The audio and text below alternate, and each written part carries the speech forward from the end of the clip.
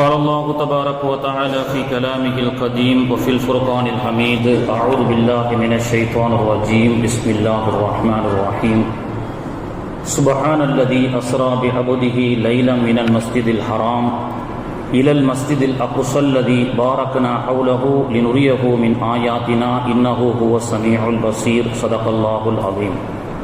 அளவற்ற அருளாளனும் நிகரற்ற அன்புடையோனுமாகிய எல்லாம் வல்ல அல்லாஹுவின் திருநாமத்தால் போற்றி ஆரம்பம் செய்கிறேன். தொழுகை கடமையாக்கப்பட்ட இந்த சிறப்பான இரவிலே அந்த தொழுகையை வாழ்நாள் முழுவதும் கடைபிடித்து நடக்கக்கூடிய தௌஃபீக்கை அல்லாஹு தஆலா நாம் அனைவர்களுக்கும் தந்து அருள் புரிவானாக. ஆமீன் யா ரப்பல் ஆலமீன் என்று கூறி, மிஅராஜ் மிகப்பெரிய ஆன்மீக ரகசியங்களை புதைந்து கிடக்கின்ற ஒரு மிகப்பெரிய வரலாறு. கண்ணியத்திற்குரியவர்களே, பெருமானார் ஸல்லல்லாஹு அலைஹி வஸல்லம் அவர்களுக்கு அல்லாஹு தஆலா எந்த நபிக்கும் கொடுக்காத சிறப்பை இந்த மிஅராஜின் மூலமாக தந்திருக்கின்றான். பெருமானார் ஸல்லல்லாஹு அலைஹி வஸல்லமுடைய 50வது வயதிலே மனம் துவண்டு போய் கஷ்டப்பட்டு சங்கடப்பட்ட நிலையிலே உம்முஹானி ரலியல்லாஹு அன்ஹா அவர்களுடைய வீட்டிலே தூங்கிக் கொண்டிருக்கும் பொழுது இந்த நிகழ்வு நடைபெற்றது.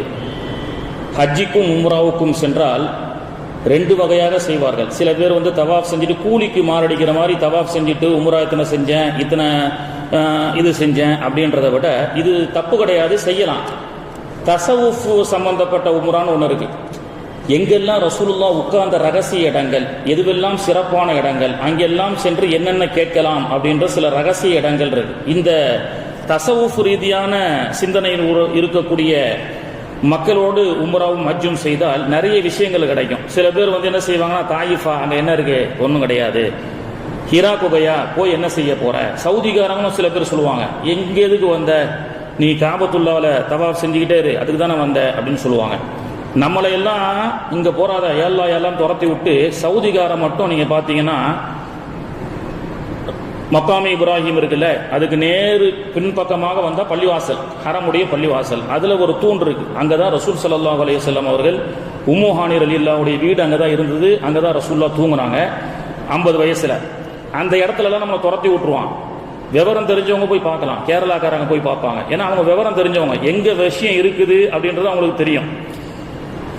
இன்னைக்கும் சவுதிக்காரனுக்கு மனசு சங்கடப்பட்டா அந்த உம்முஹானி ரலியல்லாஹுடைய வீட்டில் ரசூலுல்லாஹ் தூங்கினாங்களே, அந்த தூண்ல ஒரு அடையாளம் இடப்பட்டிருக்கும். வாய்ப்பு இருந்தா போங்க, அந்த இடத்துல மனசு சங்கடமா இருந்தா அங்க போய் உட்கார்ந்துருவாங்க. 50வது வயசுல தாயிஃபுக்கு போனாங்க. அங்கே சோதனை.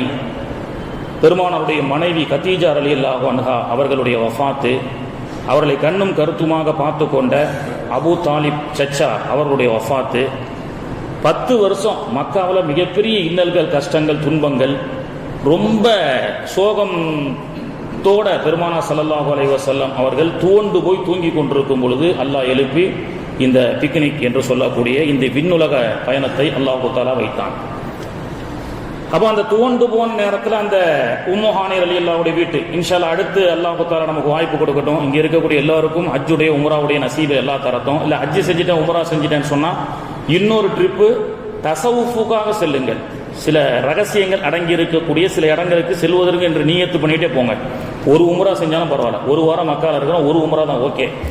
நானும் அதிகமாக உம்ராவுக்கு முக்கியத்துவம் கொடுப்பேன். புதுசாக வரவங்க செய்வாங்க. மற்ற இடங்கள் இருக்கு, ரசூலுல்லாஹுடைய வீடு இருக்கு, அங்கே சென்றால் என்ன பரக்கத்து கிடைக்கும். ஏன்னா அது மீலாது நபி ஸல்லல்லாஹு அலைஹி வஸல்லம் லட்சக்கணக்கான மலக்குகள் இறங்கி கொண்டிருக்கக்கூடிய அருள் வளம் மிக்க இடம். இந்தோனேஷியாக்காரங்க, கேரளாக்காரங்க அங்கே போய் உட்காருவாங்க. இப்போ தூண்டு போன போது அரபிகள் இன்னும் கூட பெருமானார் அவர்கள் தூங்கி கொண்டிருந்த உம்முஹானி ரலியல்லாஹுடைய வீட்டிலுடைய அந்த தூண் அடையாளமிடப்பட்ட இடத்துல போய் பேசாம உட்கார்ந்துருவாங்க. யா அல்லாஹ், பெருமானார் அவர்களுக்கு சுபிட்சத்தை இந்த இடத்தில் தந்தாயே, எங்களுக்கும் இவ்வளோ சோதனைகள் இருக்கிறது, இந்த சுபிட்சத்தை போக்குன்னு சொன்னா அல்லாஹ் போக்கிடுவான். அந்த ரகசியம் அரபிகள் தெரிந்திருப்பார்கள். ஆனால் நம்மளை துரத்துவாங்க, இங்கே உட்காராத, இங்கேயே வந்த போ போ அப்படின்னு சொல்லி. இதுதான் மிஅராஜுடைய ரகசியம், தஸவுஃபுடைய ரகசியம். பொதுவாக மனிதன் உலகத்தினுடைய சோதனையை நினைத்து பயப்பட ஆரம்பிச்சிட்டான். அதனால தான் வலிமார்களை பற்றி அல்லாஹ் சொல்லும் போது லா ஹவுஃபுன், அவங்க உலகத்தை பற்றி கவலைப்பட மாட்டாங்க. சவுத் ஆப்பிரிக்காவில் ஒரு குற்றவாளிக்கு ஒரு தண்டனை, தூக்கு தண்டனை. அதாவது மரண தண்டனையை பலவிதமாக அவன் வச்சிருக்கிறான். தூக்கிலிடப்பட்டு ஏற்றப்பட்டு கொலை செய்வது, சாப்பாட்டில் விஷத்தை கொடுத்து அவனை கொலை செய்யறது அப்படின்னு சொல்லி அவன் part of different type of murder வச்சிருக்கிறான். அதாவது கொலை தண்டனைக்கு, மரண தண்டனைக்கு. அப்படி ஒரு மரண தண்டனை கொடுக்கப்பட்ட ஒருத்தனுக்கு நீதிபதி தீர்ப்பு எழுதுறாரு, கடும் விஷமுள்ள பாம்பை கொத்த வைத்து அவனை மரண தண்டனை கொடுப்பது. உண்மையா நடந்த விஷயம். அப்படி அவன் மரண தண்டனை கொடுக்கும் பொழுது கடைசி ஆசையெல்லாம் கேட்டு கண்ணை கட்டிட்டாங்க. ஒரு கடும் விஷமுள்ள பாம்பை அவன் பக்கத்தில் கொண்டு போயிட்டாங்க. அந்த பாம்பு அவனை கொத்தவே மாட்டேங்குது. பாம்பை கிட்ட விடுறாங்க, அது அவனோட விளையாடுது. இப்படி ஒரு ஹதீஸ் நம்ம பார்த்தோம். சஹாபாக்கள் தொழுதாங்கன்னா ஒரு சஹாபியை பாம்பு சுத்தி வருது, அவர் பாட்டுக்கு தொழுகிறாரு. மக்கள் எல்லாம் பாம்பு பாம்புன்றாங்க, ஒன்றும் தெரியல. ஏன்னா தொழுகையில் அவ்வளோ லயிச்சிட்டாரு. பிறகு பாம்பு அப்பாவி நல்ல மனுஷன்னு போயிருச்சான். அதனால பாம்பு வந்துட்டு இருந்தாலும் தொழுதுகிட்டே இருக்கணுன்ற சட்டம் கிடையாது. பாம்பு வந்து அதை அடிக்கணுன்ற ஒரு சட்டம் இருக்கு. அது அவர்களுடைய ஆன்மீக பார்வை. தொழுகையை தக்பீர் கட்டினாங்கன்னா அவங்களுடைய பார்வையெல்லாம் அல்லாஹ்வை நோக்கி செல்லும். நம்மள மாதிரி பல கடைகள் இந்த சிந்தனைகள்லாம் இருக்காது. இப்போ அந்த கைதிக்கு கண்ணை கட்டிட்டு பாம்பை கொத்த விடுறாங்க, அது கொத்தவே இல்லை. கொஞ்ச நேரம் பார்த்துட்டு சரின்னு சொல்லி அந்த தண்டனை கொடுத்த அந்த காவலர்கள் எல்லாம் சென்றதற்கு பிறகு ஒரு 10 நிமிஷத்துல அவன் மயக்கம் அடைகிறான். ஹாஸ்பிட்டல் கொண்டு போனால் மூத்தாயிட்டான். பாம்பே கொத்தல, நல்ல ஆரோக்கியமான இளைஞன் தான், அவன் எப்படி செத்தான்னு பார்த்து அப்போ டாக்டர் சொன்னாரு, பாம்பு எதுவும் கொத்தலை, இவனுக்கு ஆக்சுவலி மரண தண்டனை கொடுப்பதற்காக பாம்பை தான் கொண்டு போய் பக்கத்தில் விட்டான். ஆனால் பாம்பு இவனை கொத்தலைங்க அப்படின்னு சொல்லி. பாம்பு கொத்தலை, ஆனால் அந்த சிப்பாய் திரும்பும் பொழுது அவனோட துப்பாக்கியுடைய முனை அவனுடைய உடம்புல டச் பண்ணிருச்சு. டச் பண்ண உடனே கண்ணை கட்டியிருக்கல, பாம்பு கொத்திருச்சுன்னு அவனுக்கா நினைச்சுக்கிட்டு அந்த பயத்திலேயே அந்த செத்துட்டானா. இது வந்து மனிதனுடைய இயல்பான குணம். டாக்டர்கிட்ட போற வரைக்கும் ஒன்றும் தெரியாது. டெஸ்ட் எல்லாம் கொண்டு போய் டாக்டர்கிட்ட போன உடனே இது யதார்த்தமாக மனிதனுடைய பயத்திற்காக சொல்லக்கூடிய டாக்டருடைய இதுக்கு ஆலோசனை தான் இது. அது டாக்டருடைய கருத்து. பயம்தான் மனிதனுடைய நோய். டாக்டர்கிட்ட போய் எல்லாத்தையும் கொடுத்தோன்னா உனக்கு பிபி இருக்கு, சுகர் இருக்குன்னு சொன்ன ஹோ அப்படின்னா முடிஞ்சு போச்சு. அதான் சுகர், அதான் பிபி.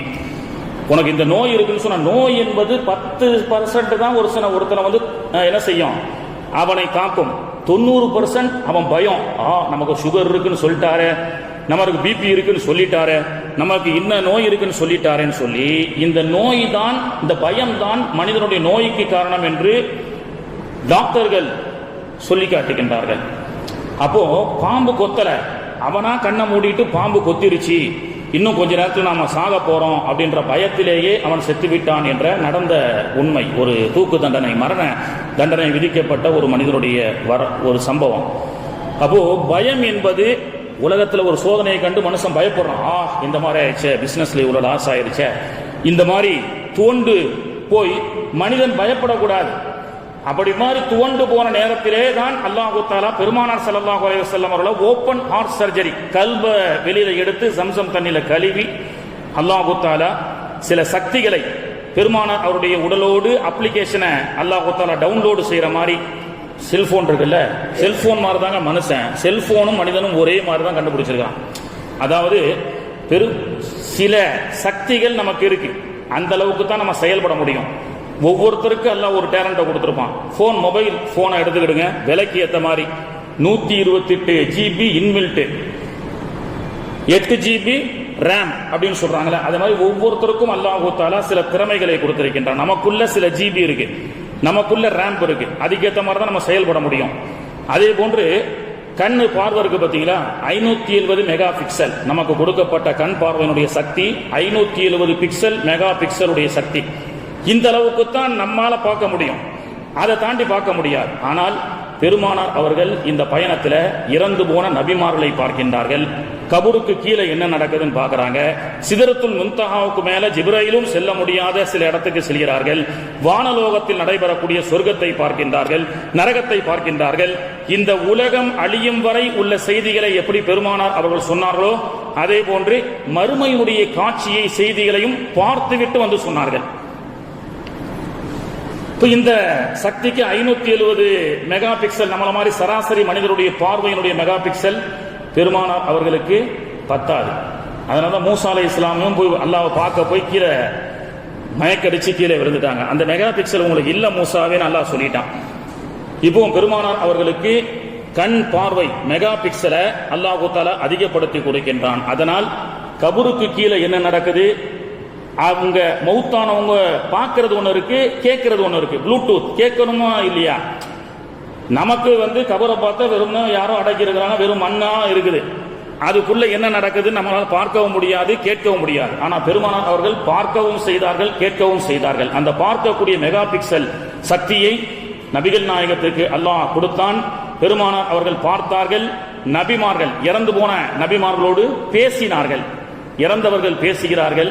கபருக்குழியில் நடக்கக்கூடிய சப்தங்கள் கேட்கும். மனிதர்கள் ஜின்களை தவிர மனிதர்களுக்கும் ஜின்களுக்கும் தவிர எல்லா ஜீவராசியும் கேட்கும் என்று சொன்னார்கள். இறந்து போன ஜனாசா அப்படியே இருக்குது, அது கூட பேசும் ரசூலுல்லாஹ் சொன்னாங்க. முஸ்லிம் ஷரீஃப்ல பதிவு செய்யப்படுகிறது. அது மனிதர்கள் கேட்க முடியாது. அதற்குண்டான ப்ளூடூத் அந்த இது நம்ம கிட்ட இல்ல, அந்த கருவி நம்ம கிட்ட இல்லாதனால நமக்கு கேட்கல. ஆனா மவுத் என்ன பேசுது தெரியுமா? கத்திமூனி கத்திமூனி பெருமானார் அவர்கள் சொன்னார்கள். இது எல்லாம் ரசூலுல்லாஹ் கேட்டதுனால தான் சொன்னாங்க.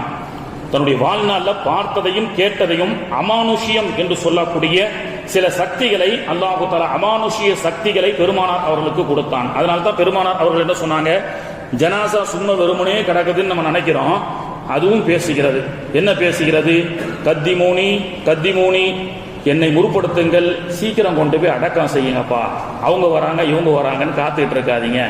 உடலை விட்டு ரூகு பிரிந்தால் அது நேர ரூகு எங்க போகுது? சிதறத்துல் முன்தஹாவுக்கு போகுது. அந்த இடத்துல அல்லாஹ் ஜிப்ரீல் அலைஹிஸ்ஸலாம் நோட்டமிட்டு காட்டுறாங்க, இங்க தான் உலகத்துல ரூகு போன உடனே உடலை விட்டு ரூகு நேர சிதறத்துல் முன்தஹாவுக்கு கொண்டு செல்லப்படுகிறது, டிராவல். அப்போ அந்த இறந்து போன அந்த ஜனாசா பேசக்கூடியதை பெருமானார் அவர்கள் சொன்னார்கள். என்ன பேசும்னு சொன்னாங்க. அப்ப பார்க்கக்கூடிய சக்தி, கேட்கக்கூடிய ப்ளூடூத் சக்தி, பார்க்கக்கூடிய மெகா பிக்சல் ஆயிரக்கணக்கான லட்சக்கணக்கான மெகா பிக்சலாக இருக்குமோ என்னன்னு தெரியல. அல்லாஹ் தஆலா அப்படிப்பட்ட சக்தியை பெருமானார் அவர்களுக்கு கொடுக்கின்றான். பெருமானார் அவர்கள் சென்றார்கள். பொதுவாக ஒருவரோடு தொடர்பு ஏற்படுத்த வேண்டும் என்று சொன்னால் 3 விஷயத்தை கொண்டு தொடர்புடையவர்களாக இருக்கிறார். ஒன்று கடித தொடர்பு.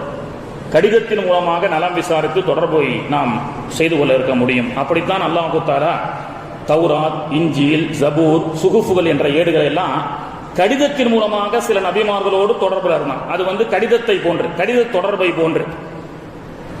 இப்படி இந்த வேதங்கள் எல்லாம் கடித தொடர்பை போன்று அல்லாஹ் தஆலா நபிமார்களோடு சம்பாஷணை செய்து கொண்டிருந்தார். இன்னொரு தொடர்பு என்னன்னு சொன்னா தொலைபேசி தொடர்பு, போன் பேசி பேசுறது. போன்ல மட்டும் பார்த்திருக்கேங்க, பேசியிருக்கேங்க, நேர்ல பார்த்ததில்ல அப்படின்னு சொல்றது. இந்த வசதி அல்லாஹ் யாருக்கு கொடுத்தான்? இந்த சிறப்பை மூசா கலீமுல்லா அலைஹிஸ்ஸலாம் அவர்களுக்கு அல்லாஹ் கொடுத்தான். அவர்கள் தொடர்பு தொலைபேசியின் மூலமாக என்ற சக்தியை கொண்டு அல்லாஹ்வோடு தூர் சீனா மலையிலே பேசினார்கள். ஆனால் ஹஜ்ரத் அவர்கள் சொன்னதை போன்று பெருமானார் அவர்களை மட்டும்தான் நேரடியாக அழைத்து அல்லாஹ் தஆலா காட்சியளித்து அல்லாஹ் பெருமானாரோடு பேசி இந்த தொழுகையை கொடுத்தான். சூரத்துல் பக்ராவுடைய 3 கடைசி ஆயத்துகளை அல்லாஹ் கொடுத்தான். உம்மத்தினுடைய பாவ மன்னிப்பை நான் ஏற்றுக்கொள்கின்றேன் என்று அல்லாஹு தஆலா 3 விஷயத்தை இந்த மெஹராஜில் கொடுத்தான். அழைப்பு என்பது ஹஜ்ரத் சொன்ன மாதிரி 2 வகை. ஹஜ்ரத் அட்ரஸ், இந்த அட்ரஸ் தான், சேர்ந்துருங்க வீட்டு கல்யாணத்துக்குன்னு சொல்லுவாங்க சில பேர். சில பேர் என்ன சொல்லுவாங்க, ஹஜ்ரத் வீடு எங்க இருக்குன்னு சொல்லுங்க, கார் அனுப்புறேன், வண்டியில கண்ணியமா கூட்டு போய் கண்ணியமா கொண்டு வந்து விடுவாங்க. இந்த அழைப்பு, இந்த மாதிரி ஒரு அழைப்பு எந்த நபிமார்களுக்கும் கொடுக்காத ஒரு சிறப்பை, அதுவும் எந்த வாகனம் உலகத்தில் இனிமேல் மனிதனால் அவ்வளவு வேகமாக எக்ஸ்பிரஸாக செயல்படக்கூடிய வாகனத்தை கண்டுபிடிக்க முடியாது. புராக். 2 விஷயம் ரொம்ப வேகமானது. ஒன்று வெளிச்சம், இன்னொன்று சப்தம். ஒளியா சப்தமா? 2ம் ஒளி அப்படின்னு சொல்லலாம். அதாவது வெளிச்சத்துக்கு அதிகமான சப்தம் வேகம் இருக்கிறதா, அல்லது சப்தத்துக்கு அதிகமாக வேகம் இருக்கிறதான்னு சொல்லி குர்ஆன்ல அல்லாஹ் தஆலா பேசுவான். சூரத்துர் ரஅத்ல இடி அப்படின்ற ஒரு திருவசனத்தை அத்தியாயத்தை அல்லாஹ் தஆலா சொன்னான். அதுல முஃபஸ்ஸிரீன்கள் நமக்கு சொல்றாங்க, இடியும் மின்னலும் ஒன்னாகத்தான் செயல்படுகிறது. எங்க? வானத்துல, பல ஆயிரம் லட்சம் கிலோமீட்டருக்கு மேலே உள்ள வானத்துல செயல்படுகிறது. ஆனால் முதல்ல நமக்கு பாஸாய் நமக்கு கிடைக்கிறது எதுங்க? மின்னல். மின்னல் தான் ஃபர்ஸ்ட் நமக்கு வருது, அதுக்கப்புறம் தான் இடி சத்தம் வருது. ஃபர்ஸ்ட் மின்னல் வெட்டுது, அப்புறம் இடி சத்தம் வருது. இப்ப இடியும் மின்னலும் ஒன்னாகத்தான் வானத்துல அல்லாஹ் தஆலா இயக்குகின்றான். ஆனா அவ்வளவு லட்சம் கிலோமீட்டர் பாஸ் ஆகி நமக்கு ரீச் ஆகிறது ஃபர்ஸ்ட் எதுங்க? மின்னல் ஒலி, அதுக்கு பிறகுதான் ஒலி, சத்தம் கேட்கிறது. அதனால சத்தத்துக்கு சற்று வேகம் குறைவு என்ற காரணத்தினால்தான் மின்னல், புராக், பர்க் என்று சொன்னால் மின்னல் அப்படின்னு சொல்லுவாங்க. பரி உன் அப்படின்னு சொன்னா வெளிச்சம்னு சொல்லப்பட்டது. அப்போ மின்னல் வேகத்தில் சொல்லக்கூடிய புராக்குடைய வாகத்திலே பெருமானார் ஸல்லல்லாஹு அலைஹி வஸல்லம் அவர்கள் ஏற்றப்பட்டு மக்காவிலிருந்து 3810 கிலோமீட்டர் இருக்கக்கூடிய, கூகுள்ல சர்ச் பண்ணி பாருங்க, மக்கா டு மதீனா, மக்கா டு பைத்துல் முகத்தஸ் 3800 சில்லற கிலோமீட்டர் ஜோர்டான் வழியாக பெருமானார் ஸல்லல்லாஹு அலைஹி வஸல்லம் அவர்கள் பைத்துல் முகத்தஸுக்கு வந்து அடைகிறார்கள். வர வழியில 3 இடத்துல அல்லாஹு தஆலா தொலை சொன்னான் ஜிப்ரீல் அலைஹிஸ்ஸலாம் மூலமாக. ஜிப்ரீல் அலைஹிஸ்ஸலாம் ஒரு இடத்துல வண்டி ஸ்டாப் ஆகுது, பயணங்கள்ல வாய்ப்பு இருக்கும் பொழுது பள்ளிவாசலை பார்த்தா தொழுவணும் அப்படின்னு நம்ம பயான்ல சொல்லியிருக்கிறோம். வக்து வந்தா பயணங்கள்ல தொழுவுறது ஒரு சுன்னத்து. ஒரு பள்ளிவாசலுக்கு போறோம், தொழுக வக்து இல்லை, மணி 10 மணி பகல் நேரம் ஆகுது, வாய்ப்பு இருந்தால் லுஹா தொழுவுங்க, அப்படி இல்லைன்னா தஹய்யுத்துல் மஸ்ஜித் 2 ரக்காய் தொழுவுங்க. ஏன் தொழுவணும்? இந்த பள்ளிவாசல் நமக்கு நாளைக்கு சாட்சி சொல்லும். அதனால பெருமானார் அவர்கள் ஃபர்ஸ்ட் ஒரு ஸ்டாப்பிங் வருது. ஜிப்ரீல் அலைஹிஸ்ஸலாம் சொன்னாங்க, இறங்கி 2 ரக்காய் தொழுவும்படி அல்லாஹ் சொன்னான். தொழுதாங்க. அது எந்த இடம்? தொழுது முடிச்ச உடனே இது எந்த இடம் தெரியுமா? இதுதான் மதீனா, நீங்க இனிமேல் வரக்கூடிய பூமி அப்படின்னு சொல்லி ஜிப்ரீல் அலைஹிஸ்ஸலாம் சொல்றாங்க. அங்க தொழுறாங்க. அடுத்து கொஞ்சம் தூரம் போன உடனே இன்னொரு இடத்துல வண்டி ஸ்டாப் ஆகுது. அங்கே ஜிப்ரீல் அலைஹிஸ்ஸலாம் தொலை சொன்னார்கள். தொழுது முடிச்ச உடனே ஜிப்ரீல் சொன்னாங்க, இது எந்த இடம் தெரியுமா? மூசா கலீமுல்லா அவர்கள் பேசிய தூர்சினா மலை. அங்கெல்லாம் அல்லாஹு தஆலா சென்று நமக்கு தொழக்கூடிய பாக்கியத்தை தருவானாக. நபிமார்கள் பாதம் பட்ட அந்த சிறப்பான பூமிகளுக்கெல்லாம் சென்று இந்த பாவிகளுடைய அந்த பாதங்களும் பற்றி அதன் மூலமாக புனிதத்தன்மையை பெறக்கூடிய பாக்கியத்தை அல்லாஹ் நம்ம அனைவருக்கும் தருவானாக. இப்போ தூர்சினா மலையில பெருமானார் அவர்கள் நிப்பாட்டப்பட்டு அங்கே தொலை சொன்னான். ஜிப்ரீல் அலைஹிஸ்ஸலாம் மூலமாக அல்லாஹ் தொலை சொன்னான், தொழுதாங்க. பிறகு இன்னொரு இடத்துல வண்டி ஸ்டாப் ஆகுது, லாஸ்ட் ஸ்டாப்பிங். அங்கே பெத்லஹம் என்று சொல்லக்கூடிய நபிமார்கள் பிறந்து வளர்ந்த ஜெருசலம், இன்றைய ஜெருசலம், அங்கே அங்கே ரசூலுல்லாஹ் ஸல்லல்லாஹு அலைஹி வஸல்லம் அவர்கள் 2 ரக்காய் தொழுறாங்க. தொழுது முடிச்ச உடனே எங்க போறாங்க? பைத்துல் முகத்தஸ் பள்ளிவாசலுக்கு போறாங்க. போகிறதுக்கு முன்னாடி ஒரு இடத்துல வாகனத்தை கட்டி போடணுமா இல்லையா? புராக் வந்திருக்குல்ல, வாகனத்தை கட்டி போடு, அல்லாஹ் இடத்துல பாதுகாப்பு தேடு. வாகனத்தை கட்டாம அல்லாஹ் பார்த்துப்பான்னு சொல்லிட்டு போனா இன்னா லில்லாஹி வ இன்னா இலைஹி ராஜிஊன், இது ஒரு சுன்னத்து. அல்லாஹ் பார்த்துப்பான் அப்படின்லாம் சொல்லக்கூடாது. வாகனத்தை கட்டி போடு. ஒரு சஹாபி அப்படிதான் வந்தாரு, அல்லாஹ்வுடைய தூதர் தானே, நேரம் அல்லாஹ்வுடைய தூதரை பார்க்குற சந்தோஷத்துல வாகனத்தை அப்படியே விட்டுட்டு வந்துட்டார். பெருமானாரை பார்த்த சந்தோஷத்துல ஒரு உலகத்தை மறந்துட்டார். சஹாபாக்கள் அப்படிதான், தக்பீர் கெட்டினாலோ ரசூலுல்லாஹ் போத்தாவோ உலகத்தையே மறந்துடுவாங்க. ஒட்டகம் காணும், அதுக்குள்ள ஒருத்தர் பிடிச்சி அறுத்து குர்பானி கொடுத்துட்டார் அவரு. அது ஒரு சம்பவம் நடந்தது. அப்ப ரசூலுல்லாஹ் சொன்னாங்க, ஏன்பா ஒட்டகத்தை கெட்டி போட்டு வர வேண்டியது தானே, சைட் லாக் பண்ணிட்டு தான் வரணும், இது ஒரு சுன்னத்து. பைக்கில் வந்தா கூட சைட் லாக் போட்டு வாங்க, காரை வந்தா கூட லாக் பண்ணிட்டு வாங்க, செருப்பு போட்டு வந்தா கூட யதார்த்தமா கரட்டி வச்சுட்டு வாங்க. இல்லைன்னா என்ன செய்வாங்க, சில பேர் பள்ளிவாசல்ல செருப்பு போட்டு ரொம்ப காஸ்ட்லியான, அன்னைக்கு தான் என்னைக்கும் வரமாட்டாரு, மேராஜ், ஷபே பராத், பெருநாளைக்கு வருவார். சில பேர் பெருநாளைக்கு வருவாங்க, RSP ரம்ஜான் ஸ்பெஷல் பார்ட்டி, ரம்ஜானுக்கு மட்டும் வருவாங்க. ஏன்னா இன்னைக்கும் பள்ளிவாசல் அட்டன் ஆவாட்டம் நம்ம வேற லிஸ்ட்ல சேர்த்துருவாங்கன்னு சொல்லி 4000 rupees பிராண்டட் ஷூ போட்டு தொழுது முடிச்சுட்டு முசாபாலாம் பண்ணிட்டு அஜரத்தெல்லாம் பார்த்துட்டு போன பிறகு அந்த பிராண்டட் ஷூவை காணும். இதனால தானே நான் பள்ளிவாசலுக்கே வரதில்லை அப்படின்றவாரு. அதனால ஈமான் பறி போயிடும். அதனால ஈமானையும் உங்களுடைய பொருளையும் நீங்கள் பாதுகாத்துக் கொள்ளுங்கள். அப்போ ஸல்லல்லாஹு அலைஹி வஸல்லம் அவர்கள் புராக்க எங்க கெட்டுறாங்க? பைத்துல் முகத்தஸ்ல ஒரு இடத்துல கெட்டுறாங்க இல்லையா? அந்த கெட்டக்கூடிய இடத்தை இன்னைக்கும் போய் பார்க்கலாம். ஒரு சங்கிலியால ஒரு கெட்டக்கூடிய அளவுக்கு உண்டான ஒரு அடையாளத்தை இன்னைக்கு பைத்துல் முகத்தஸ்ல வச்சிருக்கிறாங்க. பெருமானாருடைய அந்த இடத்துல அந்த புராக்குடைய பார்க்கிங் ஏரியா, இந்த புராக் பார்க்கிங் ஏரியான்னு ஒரு இடம் இருக்கு. அல்லாஹ் தஆலா நம்ம அனைவருக்கும் தௌஃபீக் செய்வானாக. இந்த இடத்துக்கெல்லாம் போகக்கூடிய பாக்கியத்தை அல்லாஹ் தருவானாக. அங்க பார்க் பண்ணிட்டு ரசூல் ஸல்லல்லாஹு அலைஹி வஸல்லம் அவர்கள் பைத்துல் முகத்தஸுக்கு போய் எல்லா நபிமார்களுக்கும் தொழு வைக்கிறாங்க. இப்போ ஒரு டவுட் வருது, வானத்துக்கு போய் அல்லாஹ் இன்னைக்கு தான் தொழுகையை கடமையாக்கிட்டான்னு சொல்றீங்க, அதற்கு போற வழியில எப்படி 2 ரக்காத் தொழு இருக்கிறாங்க, தொழு வச்சிருக்கிறாங்க? இது ஒரு டவுட் வருதா இல்லையா? இந்த டவுட் நம்ம கடைசியா கிளியர் பண்ணுவோம், சரியா? என்ன தொழுகையே இன்னைக்கு தான் கடமையாக்கப்பட்டிருக்குன்னு சொல்றீங்க, 2 ரக்காயத்தா? தம்பி எல்லாம் யோசிப்பாங்க, இன்னைக்கு பிள்ளைங்களாம் ரொம்ப யோசிக்க ஆரம்பிச்சிட்டாங்களா இல்லையா? என்னடா தொழுகை இன்னைக்கு தான் கடமையாச்சுன்னு அஜரத் சொல்றாரு. போற இடத்துல மதீனாவுல தொழுதாங்க, தூர்சினாமலையில தொழுதாங்க, பைத்துல் முகத்தஸ்ல தொழுதாங்க, தொழு வச்சாங்க அப்படின்னா அப்ப என்ன அப்படின்னு சொன்னா அதனுடைய விவரத்தை நம்ம அப்புறமா கடைசியா சொல்லுவோம் இன்ஷா அல்லாஹ். ஒரு குழப்பத்திலே இருந்தா தான் நமக்கும் ஒரு விழிப்புணர்வா இருக்கும். அப்போ ஸல்லல்லாஹு அலைஹி வஸல்லம் தொழு வச்சுட்டு அங்கிருந்து மண்வெளி பயணம் முடிந்து விட்டது. பிறகு விண்வெளி பயணம் ஆரம்பமாகி விட்டது. ஜிப்ரீலோடு போறாங்க. ஏன்னா ஜிப்ரைலோடு விண்ணில் பயணத்தை மேற்கொள்கின்றார்கள் பெருமானார் அவர்கள்.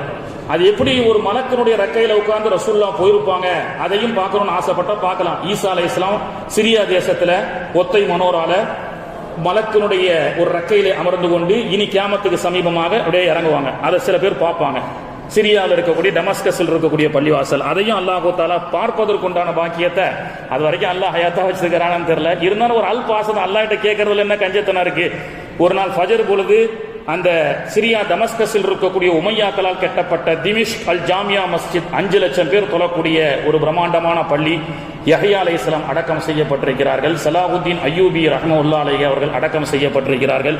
அதைத்தான் ரசூலுல்லாஹ் சொன்னாங்க, கியாமத்துக்கு சமீபமாக யூதர்களுடைய அட்டூழியங்கள் அதிகமான பிறகு இஸ்லாமிய மக்களை பாதுகாத்து இஸ்லாமிய மக்களுக்கு விடுதலை பெற்றுக் கொடுப்பதற்காக ஈசா அலைஹிஸ்ஸலாம் அவர்கள் அங்கிருந்து என்ன செய்வாங்க, திமிஷ்குடைய ஒற்றை மனோரா உள்ள பள்ளிவாசல என்ன செய்யும். அதனால தான் சில பள்ளிவாசல் ஒத்த மனோராவா கட்டுறதில்ல, 2 மனோரா கட்டுவான். சில பள்ளிவாசல் ஒத்த மனோராவா கட்டுறதை பார்த்து சில பேர் வேடிக்கையா சொல்லுவாங்க, ஏப்பா ஈசா அலைஹிஸ்ஸலாம் வரும்போது கன்ஃபியூஷன் ஆகி அங்க இறங்குறதுக்கு பதிலாக இங்கே இறங்கிற போறாரு, அது ஜிபிஆர்எஸ் ட்ராக், அதெல்லாம் எந்த தப்பும் வராது.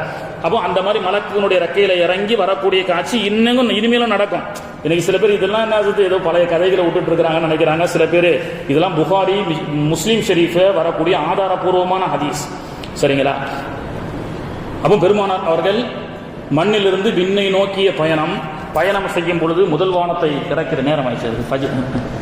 விண்ணை நோக்கிய பயணம், ஆதம் அலைஹிஸ்ஸலாம் அவர்களை பார்க்குறாங்க முதல் வானத்தில். 2வது வானத்தில் யஹ்யா அலைஹிஸ்ஸலாம் ஈசா அலைஹிஸ்ஸலாம் பார்க்குறாங்க. 3வது வானத்தில் யூசுப் அலைஹிஸ்ஸலாம், 4வது வானத்தில் இத்ரீஸ் அலைஹிஸ்ஸலாம், 5வது வானத்தில் ஹாரூன் அலைஹிஸ்ஸலாம், 6வது வானத்தில் மூசா அலைஹிஸ்ஸலாம், 7வது வானத்தில் இப்ராஹிம் அலைஹிஸ்ஸலாம். இவர்களை எல்லாம் பார்த்தார்கள். ஒவ்வொரு வானத்தில் செல்லும் பொழுதும் சலாம் சொன்னார்கள்.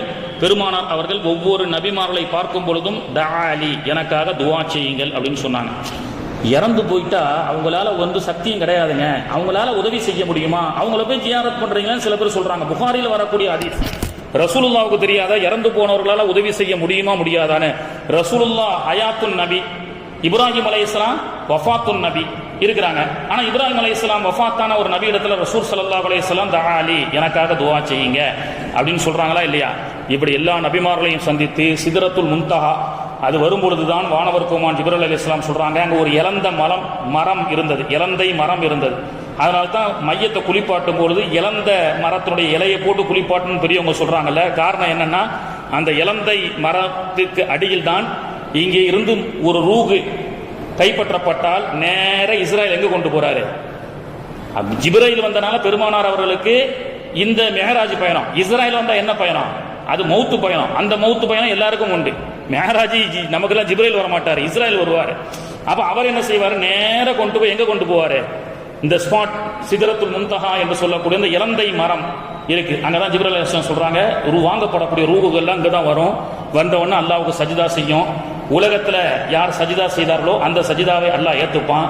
சஜிதா உலகத்துல செய்யாதவனும் சஜிதா செய்வான், அந்த நேரத்தில் அல்லாஹ் செய்ய பார்ப்பான். அப்படிதான் அவனுக்கு ஃபீடு செய்யப்பட்ட அப்ளிகேஷன் இருக்கு.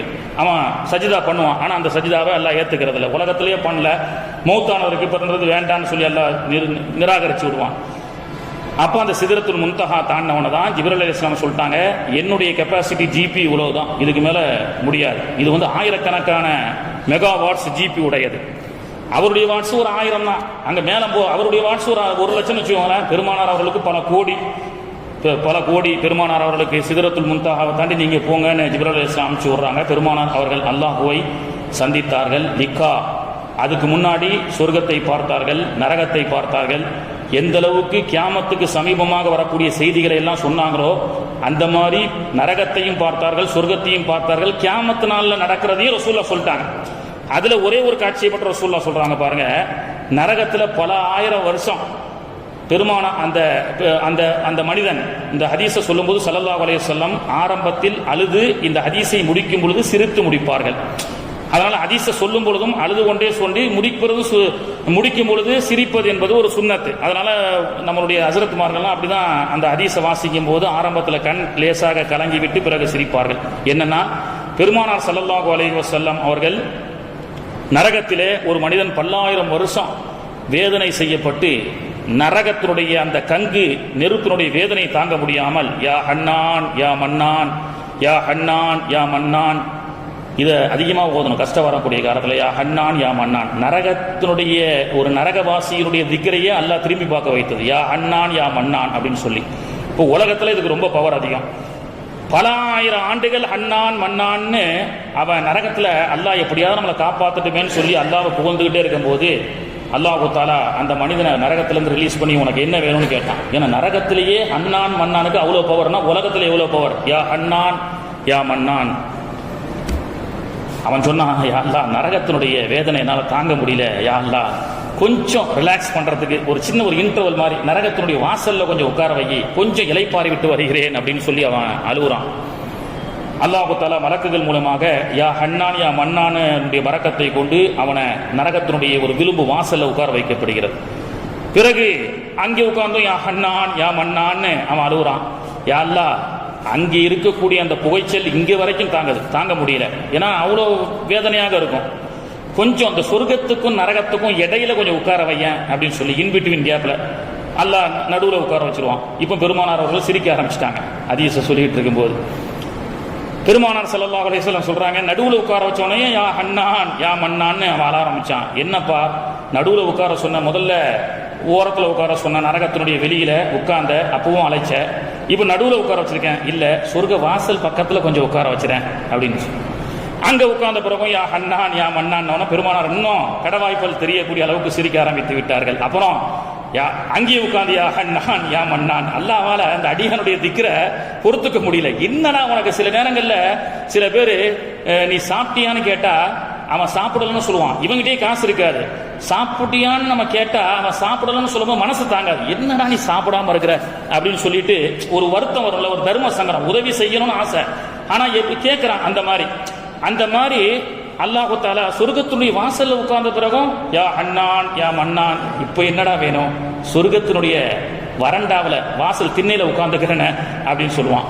திரும்பவும் யா ஹன்னான் யா மன்னான்னு சொன்ன உடனே சொர்க்கத்துக்குள்ள கொஞ்சம் அனுபவிச்சுட்டு வரேன்னு சொல்லிட்டு திரும்பி உட்கார்ந்த உடனே யா ஹன்னான் யா மன்னான்னு அல்லாஹ் சொல்லும் போது யா அல்லாஹ், அல்லாஹ்வை பார்த்தான், சரி சொர்க்கம் வரைக்கும் வந்துட்டேன், சொர்க்கத்துக்கு போனா ஹாலிதீன ஃபீஹா அபதா, திரும்ப நரகம்லாம் கிடையாது, சொர்க்கமே இருந்துக்கோ அப்படின்னு சொல்லக்கூடிய அளவுக்கு அந்த செய்தியை பெருமானார் அவர்கள் ஆரம்பத்தில் அழுது கொண்டு பிறகு கடவாய்ப்பல் தெரியக்கூடிய அளவுக்கு சிரித்துக் கொண்டே பெருமானார் அவர்கள் சொன்னார்கள். இந்த அளவுக்கு உண்டான ஒரு விஷயத்தை கூட பெருமானார் அவர்கள் பார்த்தார்கள்.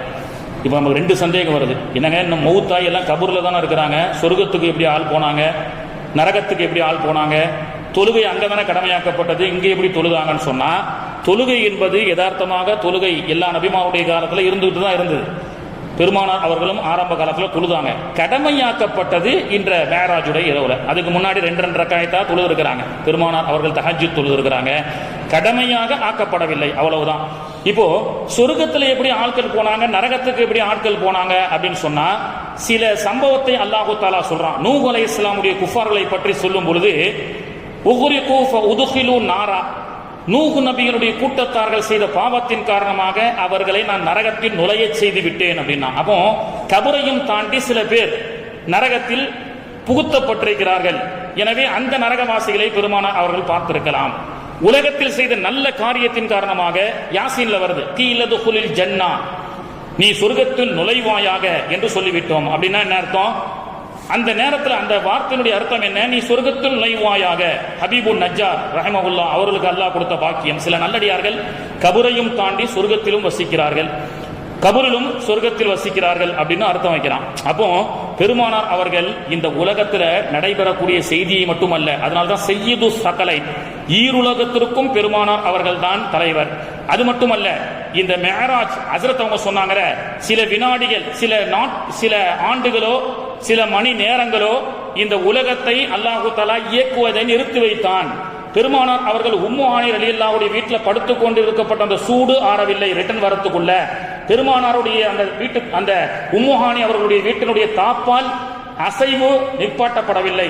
சூரியன் சந்திரன் எல்லா லோகத்தையும் அல்லாஹு தஆலா பெருமானாருடைய வருகையால் நிப்பாட்டி வைத்தான். என்ன தெரியுமா, இந்த மேராஜ் என்பது ரசூலுல்லாஹ் அல்லாஹ்வை பார்த்ததுக்குண்டான சிறப்பு அல்ல.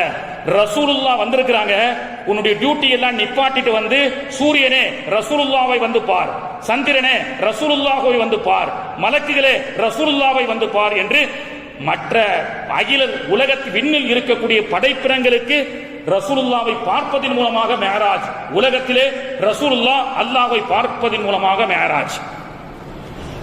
சொர்க்கம் என்பது நோக்கம் அல்ல. கியாமத்து நாள்ல சொர்க்கவாசிகளுக்கு நீங்க எல்லாம் சொர்க்கத்துக்கு போங்கன்னாலும் போக மாட்டாங்க. அல்லாஹ்வுடைய லிக்காவை பார்க்க வேண்டும் என்ற ஆசை. இந்த மேராஜுடைய நோக்கம் என்ன தெரியுமா? யா அல்லாஹ், உன்னை பார்த்த லிக்கா, உன்னுடைய லிக்காவை பார்க்கக்கூடிய பாக்கியத்தை தருவாயாக. இதுதான் அந்த மேராஜுடைய நோக்கம். எப்படி பெருமானார் அவர்களுக்கு நீ கொடுத்தாயோ அந்த லிக்காவுடைய சந்தோஷத்தை எங்களுக்கு கொடுப்பாயாக. கியாமத்து நாள்ல அல்லாஹ் காட்சி அளிப்பான்.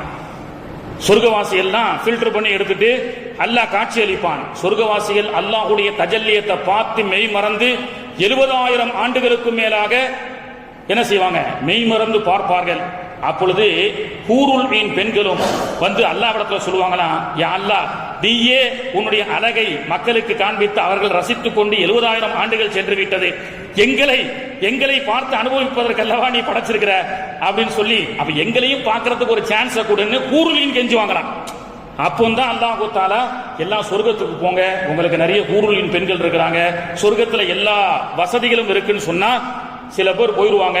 சில பேர் யா அல்லாஹ், உன்னுடைய காட்சியே எங்களுக்கு போதும், சொர்க்கம் வேண்டாம் அப்படின்னு சொல்லும் பொழுதுதான் அல்லாஹ் தஆலா அல்லாஹ்வை பார்க்க ஆசைப்பட்ட அந்த முத்தகீன்களுக்கு பஹுஸ்லிஃபத்துல் ஜன்னத்துல் முத்தகீன், சொர்க்கத்தை முத்தகீன்கள் பக்கம் இழுத்து வரப்படும். மேக்னட் மாதிரி. நீங்க சொர்க்கத்துக்கு போகணும்னு சொன்னா நீங்க கேட்க மாட்டேங்கிறீங்க, என்னதான் பார்த்துட்டு இருக்கணும்னு ஆசைப்படுறீங்க. சோ நீங்க அல்லாஹ்வுடைய தஜல்லியத்துடைய அழகு, அல்லாஹு ஜமீலுன், ரசூல் ஸல்லல்லாஹு அலைஹி வஸல்லம் சொன்னாங்க, அல்லாஹ் ரொம்ப அழகா இருப்பான். யுஹிப்புல் ஜமால, நீங்களும் அழகா இருங்க. அல்லாஹ் உங்களை படைச்ச அந்த மேனிய நல்ல டீசென்ட்டா அழகா நீட்னஸா இருங்கன்னு ரசூல் ஸல்லல்லாஹு அலைஹி வஸல்லம் சொல்லுவாங்க. அப்போ சொர்க்கம் அல்லாஹ்வை பார்த்து மெய்மறந்த நல்லடியார்களுக்காக சொர்க்கம் இழுத்து வரப்படும் அப்படின்னு சொல்லக்கூடிய அளவுக்கு. சரி, இதையெல்லாம் அல்லாஹ்வை சந்திச்சு சொர்க்கத்தை பார்த்து நரகத்தை பார்த்து இந்த அமானுஷிய உலகத்தை பார்க்கக்கூடிய சக்தியை பெற்ற பெருமானார் ஸல்லல்லாஹு அலைஹி வஸல்லம் அவர்கள் மீண்டும் இறங்கி ரிட்டன் வரும் பொழுது எல்லா நபிமார்களும் வலைக்கும் சலாம் துவா செய்யறன்னு சொல்லி அனுப்பும் பொழுது மூசா அலைஹிஸ்ஸலாம் மட்டும் நிப்பாட்டினாங்க. அங்க மூசா அலைஹிஸ்ஸலாம் மட்டும் இல்லாட்டா நம்மளுடைய கதி அதோ கதி தான். சரியா? என்ன நமக்கு எல்லாம் தெரியும். எத்தனை வக்து அல்லாஹ் கொடுத்தான்? புகாரில முஸ்லீம்ல வரக்கூடிய செய்தி. எத்தனை வக்து அல்லாஹ் கொடுத்தான்? 50 வக்து கொடுத்தான். சூரத்துல் பக்ராவுடைய லில்லாஹி மா ஃபிஸ் ஸமாவாத்தி என்ற 3 ஆயத்தை அல்லாஹ் கொடுத்தான். மூன்றாவது, மக்கள் இவ்வளவு கஷ்டப்படுறாங்க, என்னுடைய சமூகத்துடைய பெரும்பாவத்தை மன்னிச்சு ஷிர்க் இல்லாத மக்களுக்கு யா அல்லாஹ் நீ மன்னிப்பு வழங்கணும்னு இன்னொரு இதைய ரசூலுல்லாஹ் கேட்டுட்டு 3 விஷயத்தை வாங்கிட்டு வராங்க. இந்த 50 வக்து கேட்ட உடனே தான் மூசா அலைஹிஸ்ஸலாம் அவர்களுக்கு 50 வக்து எதுக்கு, ஒரு நாளைக்கா? வாய்ப்பே இல்லை, போங்கன்னு சொன்னாங்க. போய் குறைக்கப்பட்டது. கடைசியாக 5ஆக குறைக்கப்பட்டது. மீண்டும் மூசா அலைஹிஸ்ஸலாம் சொன்னாங்க, ஒரு நாளைக்கு 5 வேளையும் தொழுகிறது ரொம்ப கஷ்டம், ஏன்னா சமூகத்தில் 300 சில்லற வருஷம் நான் பாடுபட்டிருக்கேன், ஸோ திரும்ப போங்க அப்படின்னு சொன்னாங்க. இன்னொரு ட்ரிப்பும் போயிட்டு வந்தா நல்லா இருக்கும் நமக்கு தோணுது இல்லைங்க. இன்னொரு ட்ரிப்பும் ரசூல் ஸல்லல்லாஹு அலைஹி வஸல்லம் இன்னொரு ட்ரிப்பு போயிட்டு வந்து இந்த ஃபஜரையும் அசரையும் கொஞ்சம் சலுகை பண்ணிட்டாங்கன்னா லொஹரு மகரிபு இஷா 3 வக்து ரொம்ப நல்லா இருக்கும். இன்னும் கொஞ்சம் காலத்தில் இப்படியும் ஒரு கூட்டம் வரும். ரசூலுல்லாஹ் மறுபடியும் ஒரு ட்ரிப்பு போனாங்கயா, இந்த உலமாக்கள் என்ன செய்யறாங்க, மறைச்சிட்டாங்க. இன்னொரு ட்ரிப்பு ரசூலுல்லாஹ் போயிட்டு இன்னொரு 2 ரக்காயத்தையும் குறைச்சி இன்னொரு 2 வக்தையும் குறைச்சிட்டு வந்துட்டாங்கன்னு நான் பயான் பண்ணேன்னு வச்சுக்கோங்களேன், என் பின்னாடி லட்சக்கணக்கான பேர் வருவான் இன்னைக்கு. சரியா? அப்ப 5 வக்து தொழுக கடைசியாக ஃபைனலிஸ்டாக வாங்கி பெருமானார் ஸல்லல்லாஹு அலைஹி வஸல்லம் அவர்கள் வருகிறார்கள். வந்து மதீனாவுல சொல்றாங்க, மக்காவில் வந்து எல்லா மக்களிடத்துல சொல்றாங்க. ஹஜ்ரத் சொன்ன மாதிரி எல்லாருமே மறுத்தார்கள். சில பேர் இஸ்லாத்துக்கு வந்தவர்கள் கூட முர்தத்தாகி சென்று விட்டார்கள். இதை நாங்கள் நம்ப முடியுமா? இன்னைக்கு சொல்றாங்க மேராஜ் என்பது ஒரு கனவு, அது ஒரு நினைவில் நடக்கப்படவில்லை என்று சொல்லக்கூடிய, அப்படி அந்த கொள்கையில் இருக்கக்கூடியவர்கள் இஸ்லாத்தை விட்டும் அப்பால் சென்று விட்டார்கள் என்றுதான் இந்த அர்த்தம். ஏன்னா ரசூலுல்லாஹ் கனவுல தான் எல்லாருமே போலாமே. கனவுல நான் அமெரிக்காவுக்கு போறதுக்கு பல கோடி செலவு வேணுமா? 75,000 ரூபாய் டிக்கெட் வாங்கிட்டு யுனைடெட் ஸ்டேட் ஆஃப் அமெரிக்காவுக்கு நான் என்னால போக முடியாது. நான் கனவுல போயிட்டு வந்தேன்னா இது ஈஸி. இது சராசரி மனிதர்களுக்கும் உள்ள சக்தி. பெருமானார் அவர்கள் நேரடியாக போயிட்டு வந்தார்கள். இப்ப மூசா அலைஹிஸ்ஸலாம் கூட எதுக்கு மறுபடியும் அனுப்புனாங்க தெரியுமா? அதுக்கும் ஒரு வரலாறு இருக்கு. அவங்களுடைய சுய லாபம் இருக்கு. அல்லாஹ்வை சந்திக்க நினைச்சாங்க, சந்திக்க முடியல. நேரடியாக பார்க்க நினைச்சாங்க, பார்க்க முடியல. அதனால ரசூல் ஸல்லல்லாஹு அலைஹி வஸல்லம் அவர்களை அல்லாஹ்வை பார்த்து வந்த கண்களை பார்த்து ரசிப்பதற்காக அல்லாஹ்வை பார்த்து வந்ததற்கு பிறகு ரசூலுல்லாஹ்வை பார்த்து ரசிக்கிறாங்க.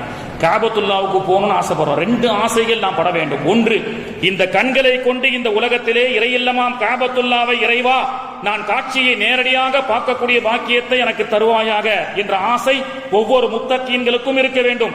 நம்ம எல்லாம் எப்படி போக முடியும்னு நாம நிராசை ஆயிட்டா கடைசி வரைக்கும் போக முடியாது.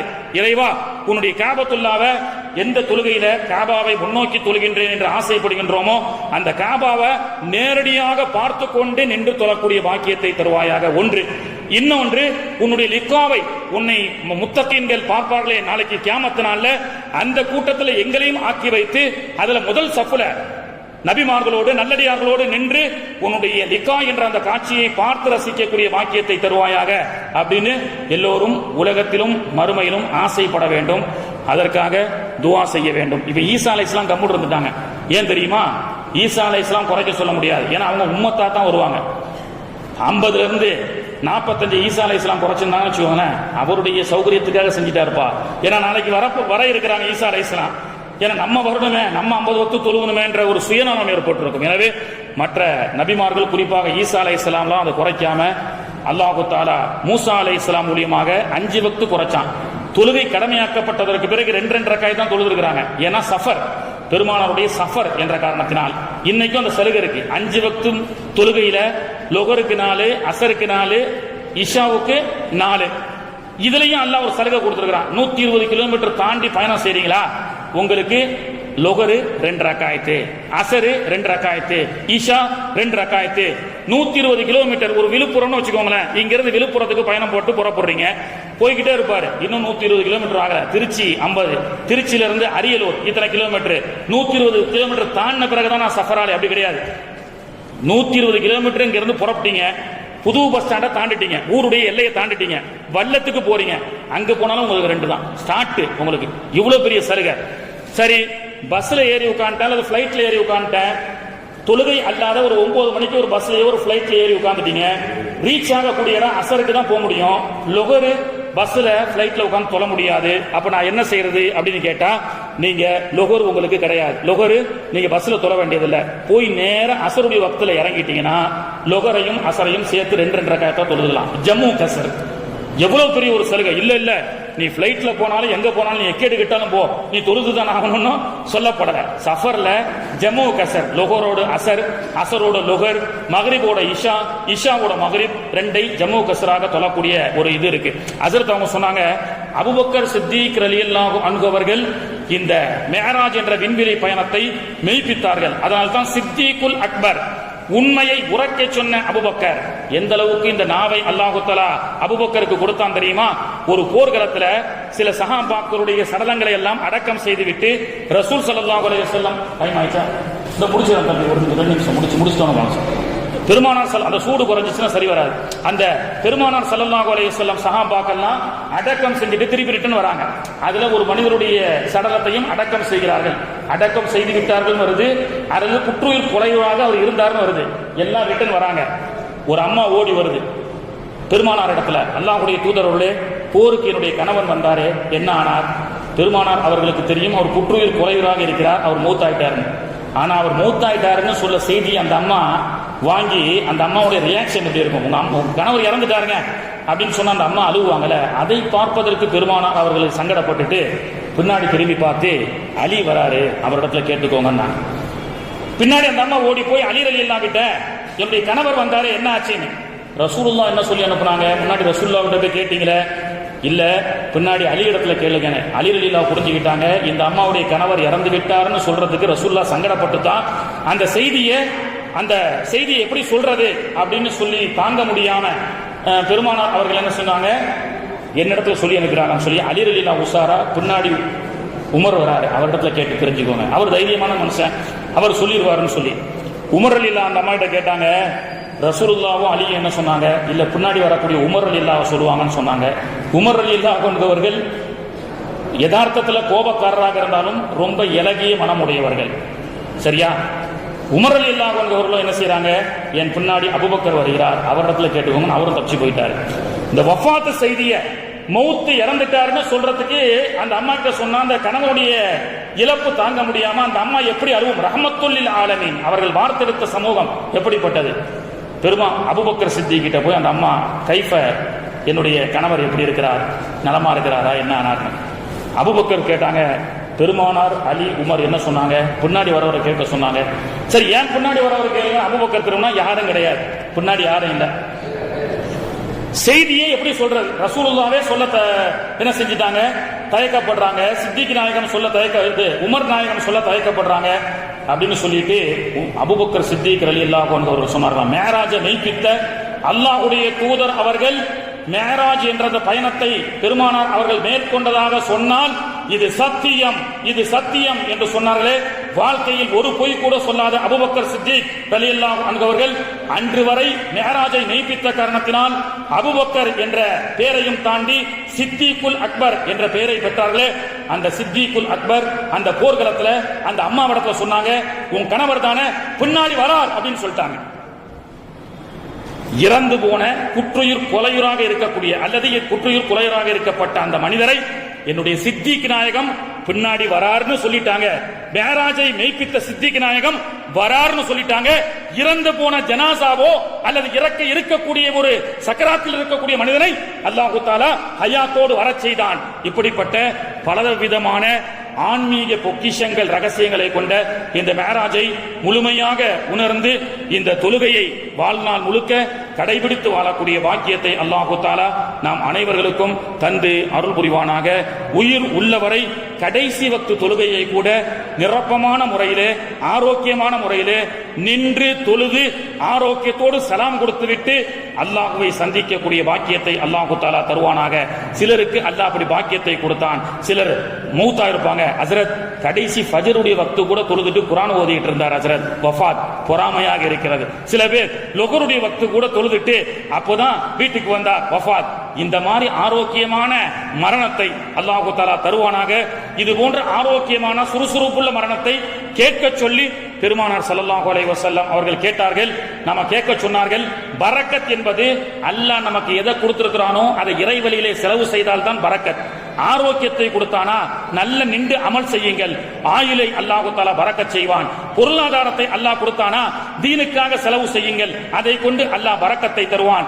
எந்த ரீதியில அல்லாஹ் உலகத்தில் நமக்கு சக்தி கொடுத்தானோ அந்த சக்திகளை மார்க்கத்திற்காக நாம் செலவு செய்யும் காலமெல்லாம் அல்லாஹு தஆலா அது ஆயுளாக இருக்கட்டும், பொருளாக இருக்கட்டும், தியாகமாக இருக்கட்டும், அதை அல்லாஹ் தந்து கொண்டே இருப்பான் என்று சொல்லி பரக்கத்தை அல்லாஹு தஆலா நிரப்பமாக தந்து ரஜபிலும் ஷாபானிலும் அல்லாஹு தஆலா பரக்கத்தை தந்து ரமலானை ஆரோக்கியமான முறையிலே அடைந்து அல்லாஹ்வுடைய லிகாவை பெறக்கூடிய பாக்கியத்தை, அல்லாஹ்வை பார்க்கக்கூடிய பாக்கியத்தை, அல்லாஹ்வை சந்திக்கக்கூடிய பாக்கியத்தை அல்லாஹு தஆலா மறுமையில் தந்து உலகத்தில் காபத்துல்லா என்ற அந்த இறை ஆலயத்தை கண்ணார கண்டு ரசிக்கக்கூடிய பாக்கியத்தை அல்லாஹு தஆலா நமக்கும் நம்முடைய குடும்பத்தார்களுக்கும் தந்து அருள் புரிவானாக. வாகிர் தஅவானா அனில் ஹம்துலில்லாஹி ரப்பில் ஆலமீன். அஸ்ஸலாமு அலைக்கும் வரஹ்மத்துல்லாஹி வபரகாத்துஹு.